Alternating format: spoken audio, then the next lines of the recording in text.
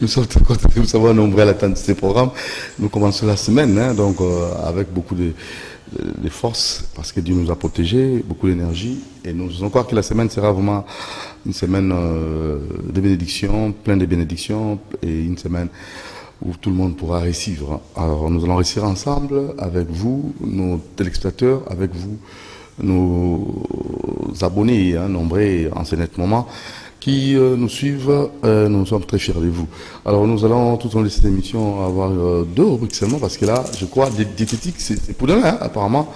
Aujourd'hui, on n'a pas eu le temps de vous proposer cette rubrique diététique, mais c'est bon, on pourra revenir à ce qui concerne plus l'importance des choux, je crois. Donc on va peut-être revenir parce que les gens réclament ça. Faisons d'abord un tout, suivant l'importance des choux.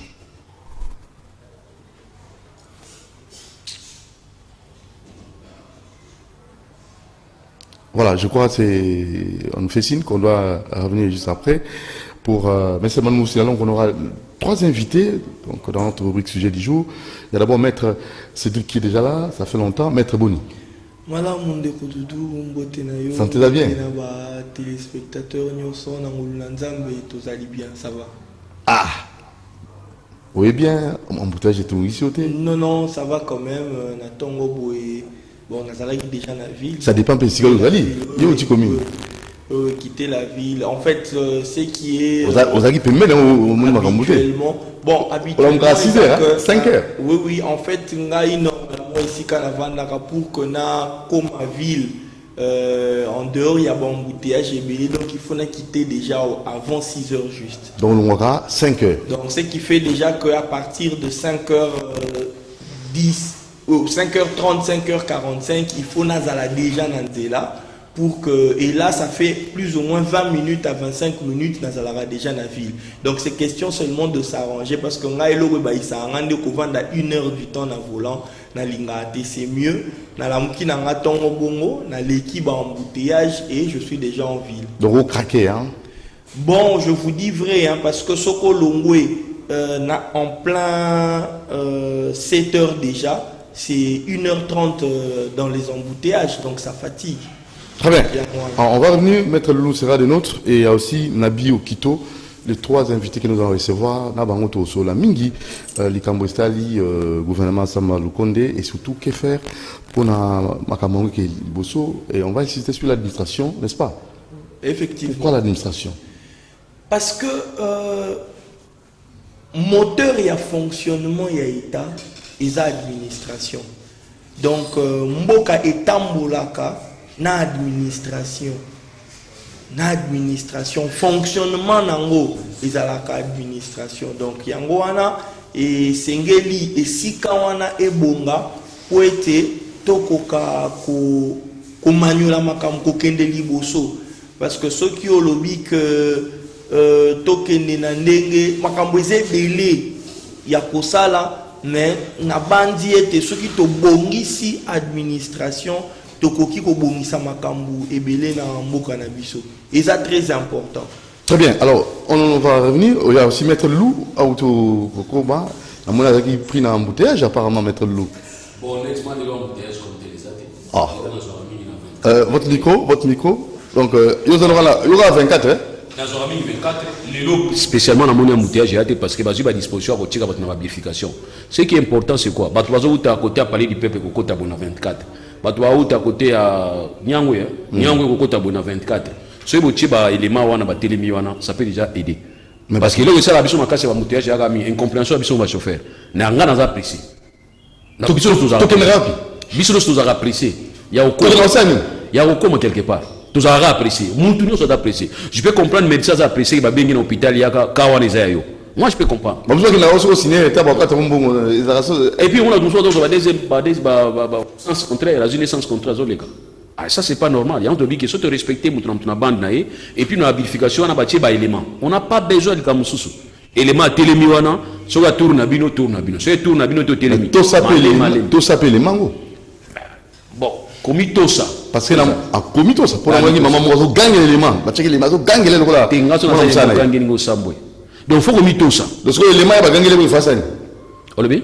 élément maman on a tout gagné l'élément moi mais quand tant où yo aux en mission au l'état pécio ba gagné lui et tout moni o ba gagné là qui tout moni suga moto a gagné qui donc l'état faut tika la l'état na ba point tout peut saper bango peut valeur ba élément wana tout valoriser bango tout conscientiser bango tout peut sa bango musala na suka tout peut sa bango ba moyen parce que ngai na fani mingi na mwanda pas na biso tant to zomona ba soda ba be on fa tebel ba be on be fa tebel groupe moko ba soldat ba utaki Belgique ba opesa formation et pas ya ba soda na biso mais tant on continue à camp banki wana tozo ne senga made c'est pas ba soda on continue à baki ozozonga boy ba sadi ba bloc belé ba kofti ba opesa bino o uti pa ndeko na bino soda na kati ya camp mais lelo na camp ba locataire ba koma ba civil alors ngazo naza commandant ya armée na kuti civil na kati ya camp locataire jour à guerre yo kende sans formation na tindi na front faut kende oza soda no fa na camp et on te dit que total la nyonso wana to tia ba soda pe na ba condition moko bien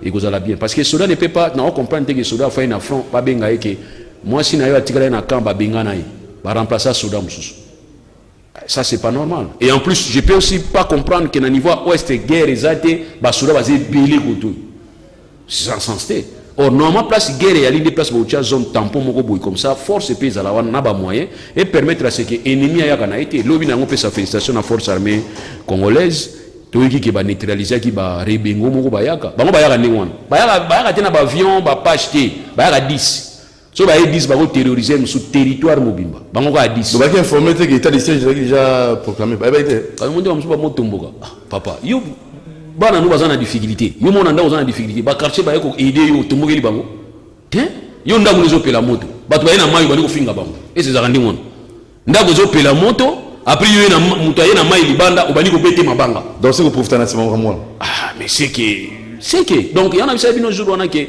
ba AFD so ba AFD so ba bengo banani so ki AFD ici wana FDL bazana ba ambassadeur na bango ADF bana ba ambassadeur na bango na Kinshasa bana ba ambassadeur na bango partout zaka kuna te awa pe ba tout ça la langage ça va finir tout ça mon cher au moins on doit passer la langage mon état justifier bango moi je ne peux pas justifier muto azo boma koko même na guerre auto bengi droit humanitaire muto azali désarmé un rebelle ou soit un adversaire qui est désarmé a commis aza sous cible considéré comme cible à danger mais au moins na biso pas na biso koko moko mubangi ya mwasi okuti na zamba au violer et l'ennemi eza au violer koko mwana moko ya 2 ans ya 3 ans muto azo violer tikana so na bina comprendre muto azali na posa et tout ba nyonso parce que biso za ba muso to bombaka siko na comprendre que muto azali na posa yango a violer mais bébé o ya 2 mois ozo presque na zali yana bike ngana bo justifier biloko na te na oza toujours contre yango ezala régime oyo naza pour yango ezala régime naza contre yango mais zo le kana niveau est à RDC na ko justifier kango jour moko te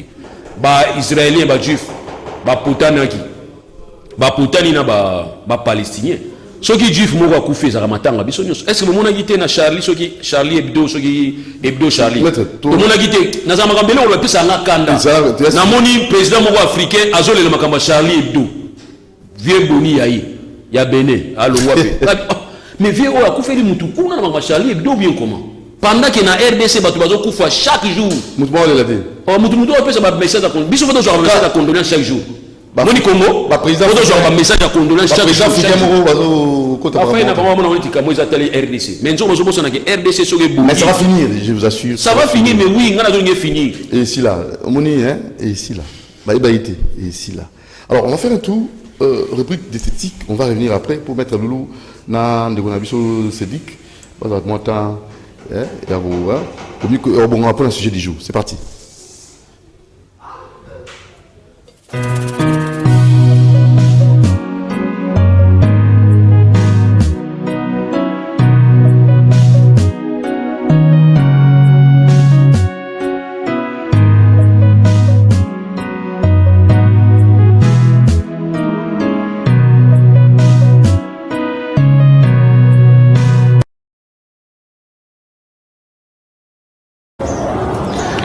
Oui, merci Doudou, monsieur bien la crash au périmètre.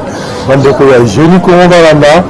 J'espère la fois passée, tu en as parlé du Camouyachou, bien que tu sais qu'il y juste une introduction contenue à ta émission. Si l'agité sautait, malheureusement, c'est que tu te souhaites dans là, Alors, tu vas continuer le long, na chou.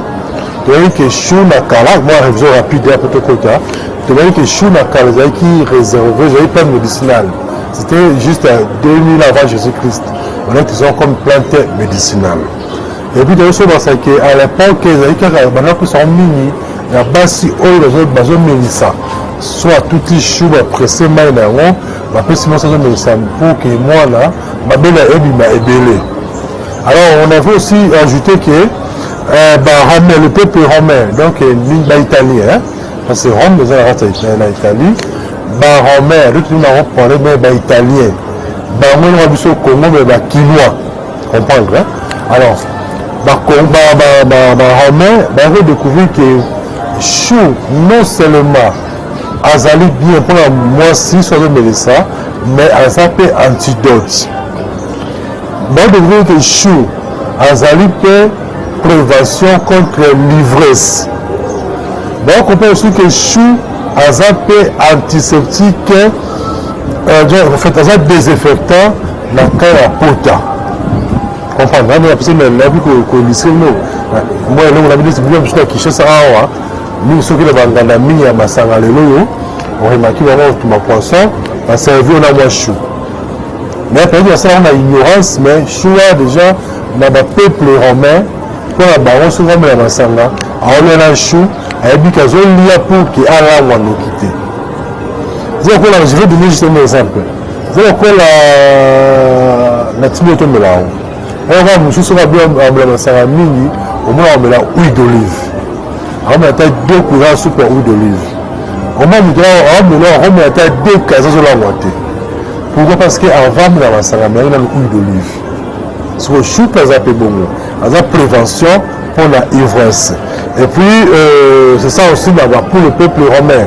Alors, c'est pourquoi on analyse ça, on a dit non, c'est aussi que les Romains, on a des criminels qui ne computent difficilement. Parce que, on avait fait un constat. Le peuple romain, on a pas maté. Si on voit le Europe, c'est un peu moqué. Là, les gens qui ont comprendre, dans la province de c'est Congo central. On remarquait mini, dans la belle polémique, là, vous avez un exemple.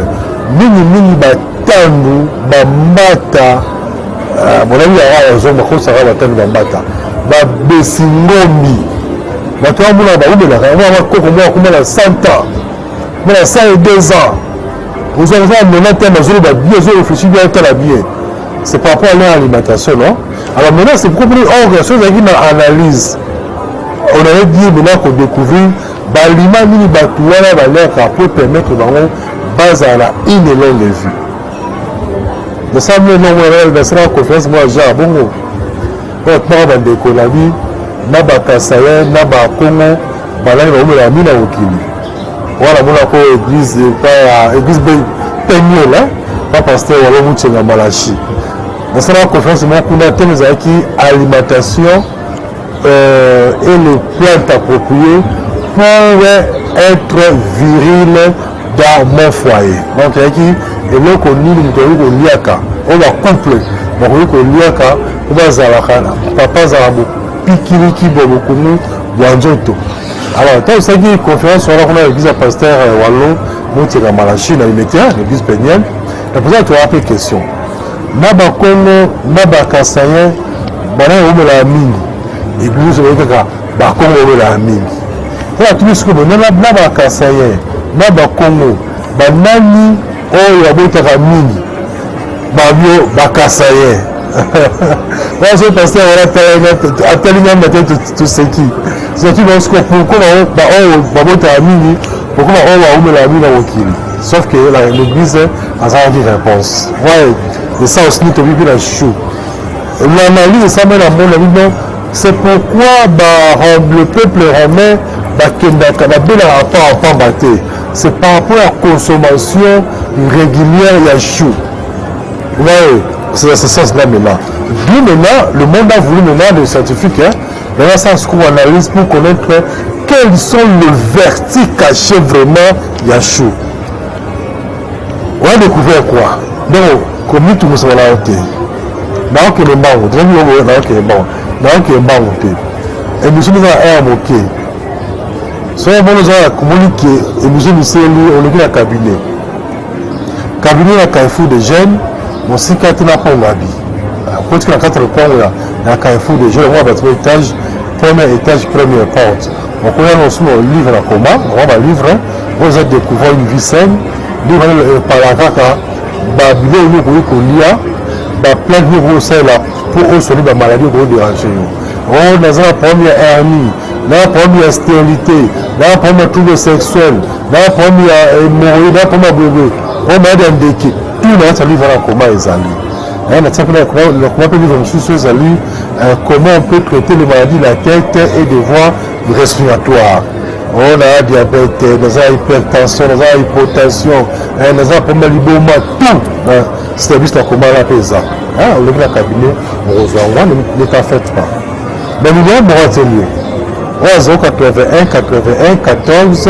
3 6 5 081 81 14 3 6 5 ou bien 089 62 68 038 089 62 68 038 okoya okobengaka soki après oya oleka na cabinet somba livre soki ozwa ti na yo parce que c'est un petit alors maintenant on a voulu découvrir maintenant ma verti cachée il y a chou et comment il y a été chou aza vitamine A aza vitamine B1 aza vitamine B2 aza vitamine C et puis chou aussi aza aussi très efficace contre la maladie à tension. Posez la question à multiplier pour vous atteindre le superme parce que ce qui nous a soumis prochainement dans le prochain silibrate vous avez belé à chaud dans les choses belé na acidité mais même comment même il y a traitement la pression parce que tes amis même en famille parce que c'est riche d'antioxydants et ça préventif et ça curatif maintenant on met la robe à la hauteur on consomme que ce nous on souffert par rapport à la propriété ya Tiwana merci de ce que l'émission on nous pèse dans le moment Athanas Luzolo Kanuba merci on peut s'appeler on peut ça Moron merci c'est les autres mail Bidou Motiri initiateur il y a rubrique au côté à 4 il y a une émission il y a Batuya Luania nous allons la peine de prochainement bye. Voilà. Alors, on va passer rapidement. Chou, je crois, de l'objet de Hollanda, Ngadia, importance en Ngadia, Batoyo qui chou trop.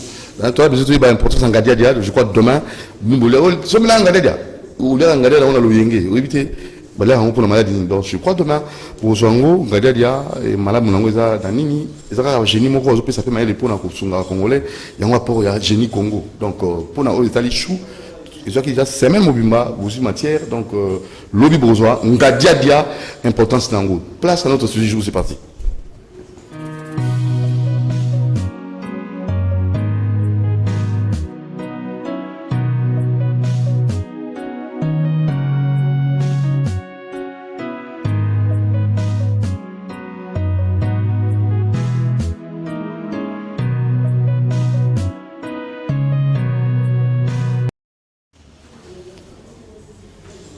Voilà, que fera en fait le gouvernement Sam Maluko Neni Sengel Kosala pour réussir Mandana Bango et je crois que chacun, comme génie Autoyambi, a repris sa proposition pour la Tina Likambo, gouvernement Sam Maluko Neni Kosala Nini pour réussir mandat et surtout pour réussir dans le secteur où le bateau Autoyambi va repris sa moto la moto et si ka opina barolinga gouvernement Sam Maluko Neni Ekwako Tchéango Misu pour réussir.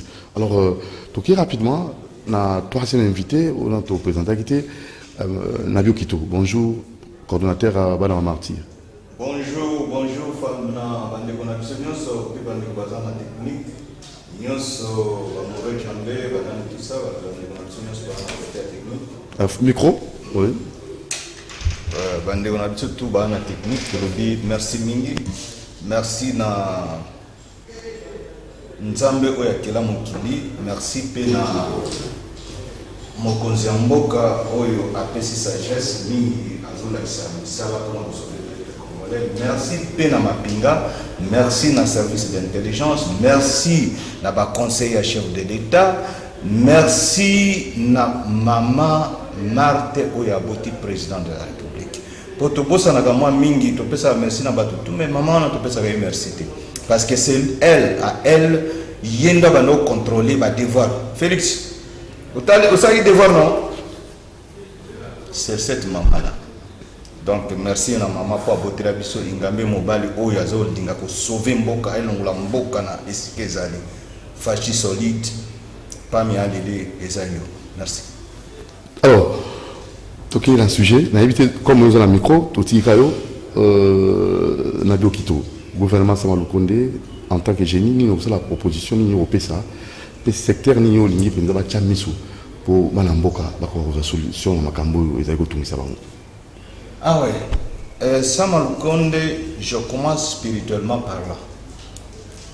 Et puis, tu as une science, tu as une histoire, tu as une culture. Naolo Baboy. Spirituellement parlant, le tout premier président, premier ministre de ce pays, après qu'on soit pouvoir 3 semaines seulement après, a quitté la terre natale pour nous remercier le peuple. Depuis Akoufa jusqu'à aujourd'hui, un premier ministre a Moko a Komana Wembonieste. Ça veut dire Wembonia. Un président de la République a Tammokote à Koma na Wemboniamate.